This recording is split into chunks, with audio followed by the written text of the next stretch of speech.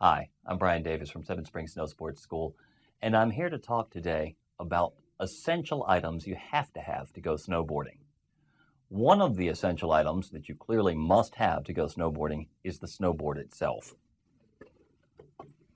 This snowboard is a 159 snowboard. That relates to the length of the board in millimeters from its tip to its tail. They come in different lengths. They come in different cambers. That's this bend, if you can see that. The kind of bend the board has here. This is a standard camber board. They also have what they call rocker cambers, where the bend would be the other way, and a combination of both rocker and traditional camber, and each manufacturer has a different term for what they're calling that right now. But it's supposed to make your ride more enjoyable. Some boards, instead of having this radial side cut where it's a uniform arc down the edge, they may be kind of wavy going down in an intent to make it easier to ride sketchy conditions, hard pack or ice. In any event, the different kinds of boards or decks that you can get, there's a big range of them, but you have to have one to go snowboarding. These things that you mount your feet in, the bindings, come separately from the board, and they come in a wide variety too. Some of the biggest differences in bindings maybe is the rigidity of the binding itself, how much it transfers your effort to move your body and affect the board without the binding itself bending, and whether it's a traditional ratchet end binding or something like this other one here, which is I'm going to drop that board while I try this, which is a step in binding where you actually just snap it in and you're attached to the board. Other than those, you have to have a way to put your feet in the bindings, and street shoes aren't it. You're going to need some boots.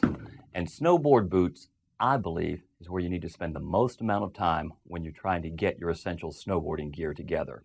The comfort associated with having these on your feet all day, highly important in having a good day. The dryness is important.